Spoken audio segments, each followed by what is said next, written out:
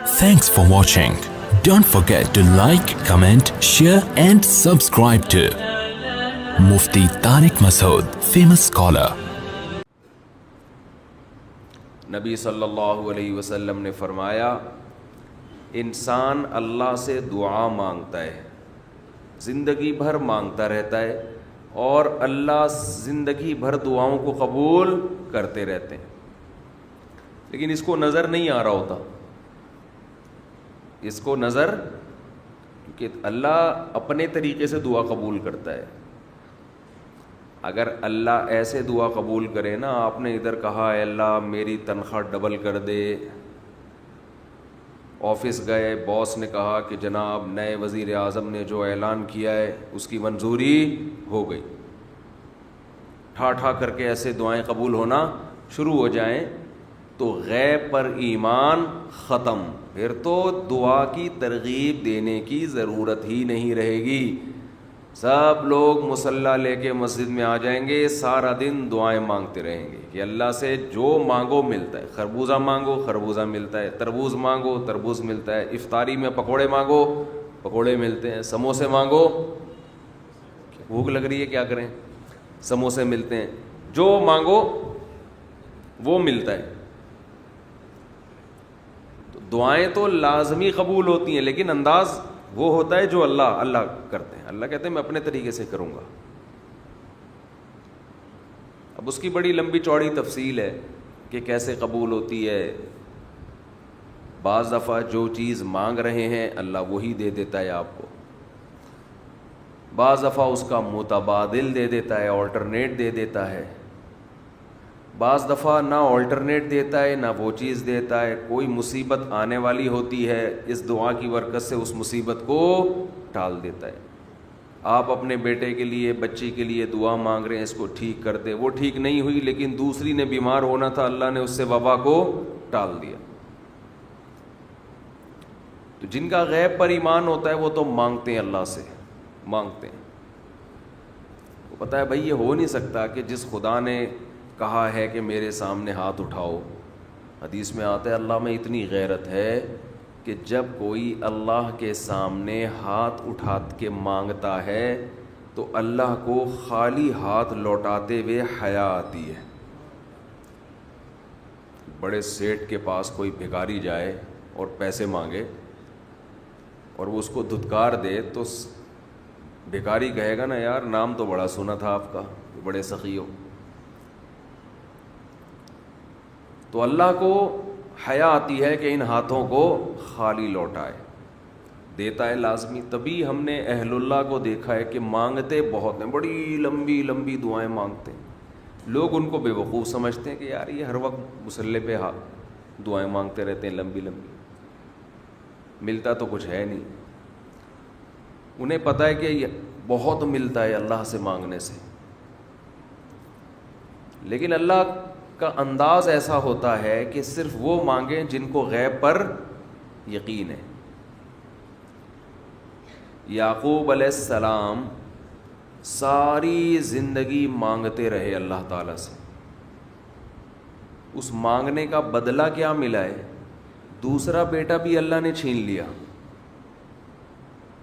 عجیب بات ہے یا نہیں ہے؟ پہلا بیٹا گم ہوا تو اللہ سے اس کے ملنے کی دعائیں مانگتے رہے۔ دعا کیا قبول ہو رہی ہے؟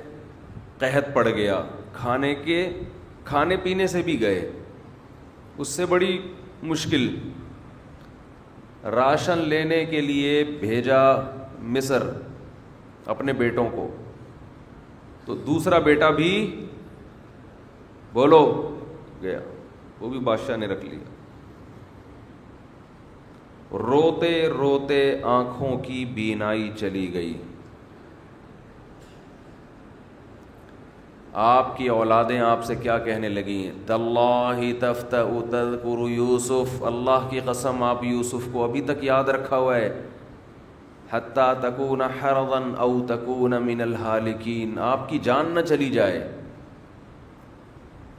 تو زبان سے یہ نہیں کہا کہ میں اللہ سے مانگ مانگ کے تھک گیا ہوں، لیکن اللہ دینے کے لیے تیار نہیں ہے. میرا تو دوسرا بیٹا بھی گیا. جب دوسرا بیٹا بھی گیا ہے نا, اس وقت یہ الفاظ کہیں کہ آنکھوں کی بینائی چلی گئی. تو گھر والے کہنے لگے کیا آپ کو ابھی تک یاد ہے؟ کچھ چیزیں غیر اختیاری ہوتی ہیں. اپنے اختیار سے غم کو سوچنا یہ شریعت میں جائز نہیں ہے, لیکن کچھ چیزیں انسان کے اختیار میں نہیں ہوتی. وہ غم جو آپ کے اختیار میں نہیں ہے اس پہ آپ کو گناہ نہیں ملتا, بلکہ صبر پہ ثواب ملتا ہے. شریعت میں حکم یہ ہے کہ غم کو بھول جاؤ, اس کو ایک ہی چیز کو لے کے مت بیٹھے رہو. لیکن حضرت یعقوب علیہ السلام کو اپنے بیٹے سے اتنی محبت, ظاہر ہے اس بیٹے میں بہت ساری خصوصیات تھیں. وہ جانتے تھے کہ اللہ ان کو پیغمبر بنائے گا, کہ اتنے عرصے کے بعد بھی آپ کے دل سے غم نہیں نکلا, لیکن اس غم کو لے کر زندگی گزار دی. کسی کے سامنے اللہ کی شکایت نہیں کی کہ میرے ساتھ کیا ہو رہا ہے. اور دعا قبول کیسے ہو رہی ہے کہ دوسرا بیٹا بھی گیا. بیٹوں نے آ کے بتایا کہ آپ کے بیٹے نے چوری کی تھی, جس کی وجہ سے بادشاہ نے اس کو رکھ لیا. قال بل سولت لکم انفسکم امرا. باپ نے کہا تم نے جیسے پہلے ایک کہانی گڑھی تھی, دوبارہ سے ایک کہانی گڑھ لی ہے. حالانکہ اس دفعہ بیٹے سچ بول رہے تھے. چوری تو نہیں کی تھی, لیکن الزام لگا تھا چوری کا. تو یعقوب علیہ السلام نے دوسرے بیٹے کے جانے پہ ایک لفظ ناشکری کا زبان سے نہیں نکالا, بلکہ کیا کہا, انما اشکو بثی وحزنی الی اللہ وَأَعْلَمُ مِنَ اللَّهِ مَا لَا تَعْلَمُونَ. میں اپنا غم تمہارے سامنے بیان نہیں کرتا, صرف اللہ کے سامنے بیان کرتا ہوں, اور اللہ کے بارے میں وہ کچھ جانتا ہوں جو تم نہیں جانتے. کیا مطلب؟ وہ مجھے تسلی دے رہا ہے, اس میں خیر ہوگی. ہمارا کام ہے مانگنا, ہم بھکاری ہیں. یہ تو ملحد اور خدا کے منکر لوگ ہیں جو مسلمانوں کا مذاق اڑاتے ہیں کہ یہ دعائیں مانگتے ہیں اور ان کو ملتا کچھ نہیں ہے. او بھائی, ہمیں اس سے غرض ہی نہیں ہے کہ رب کیسے دے رہا ہے. ہمیں اس نے پابند بنا دیا مانگو, تو ہمیں اہل اللہ کو تو مزہ اس سے آتا ہے کہ اس نے ہمیں بول دیا مانگو, وہ نہ بھی دے, مانگنا ہی ہمارے لیے سب کچھ ہے. تو میں جو بات عرض کر رہا تھا وہ یہ تھی کہ یعقوب علیہ السلام مانگتے رہے, پھر دوسرا بیٹا بھی چھن گیا. کوئی لفظ مایوسی کا زبان سے نہیں نکالا.